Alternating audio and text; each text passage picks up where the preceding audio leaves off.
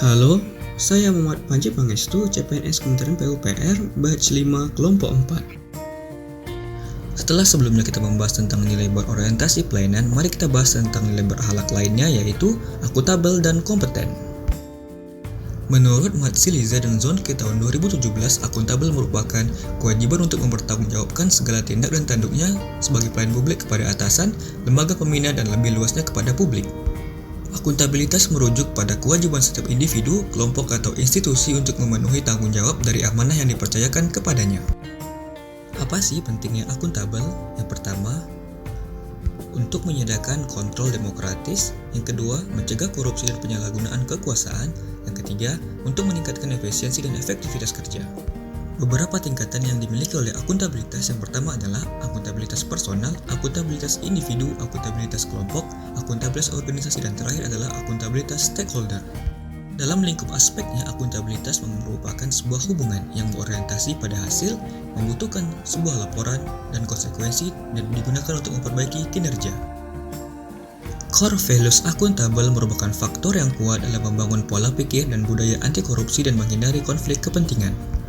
Hal itu diwujudkan dengan sikap jujur dan berintegritas sebagai nilai paling dasar dalam membangun kepercayaan publik terhadap amanah yang diembankan kepada setiap pegawai.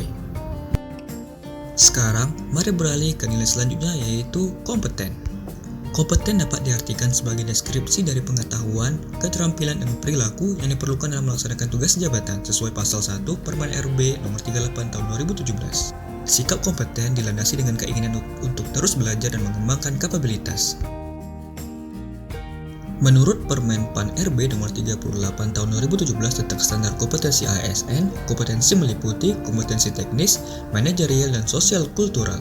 Adapun dalam sistem pengembangannya, pengembangan kompetensi dibagi menjadi dua. Yang pertama adalah melalui pendidikan dan pelatihan. Pengembangan kompetensi dapat dilaksanakan melalui secara mandiri oleh internal instansi pemerintah yang bersangkutan.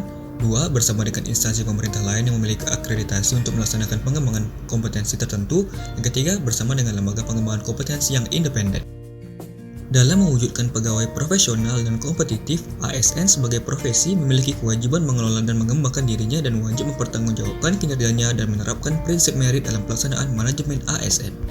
Hal tersebut tercermin dari prioritas pembangunan nasional jangka menengah keempat tahun 2020 sampai 2024 yang berfokus pada penguatan kualitas SDM untuk sektor keaparaturan. Pembangunan diarahkan untuk mewujudkan birokrasi berkelas dunia. Wujud birokrasi berkelas dunia yaitu Smart ASN yang dituntut memiliki kemampuan dan karakter meliputi integritas profesional, hospitality, networking, entrepreneurship, wawasan global, dan penguasaan IT, juga bahasa asing. Bagaimana ya refleksi nilai akuntabel dan kompeten yang terdapat dalam diri seorang Panji? 1. Kolaboratif.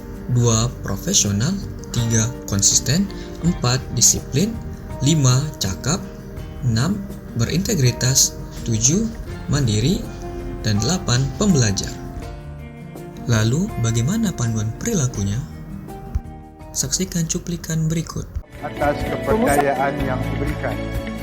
Panduan perilakunya adalah 1. Melaksanakan tugas dengan jujur, bertanggung jawab, cermat, disiplin, dan berintegritas tinggi. 2.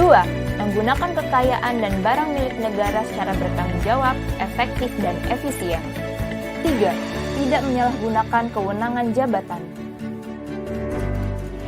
Kami terus belajar dan mengembangkan kapabilitas.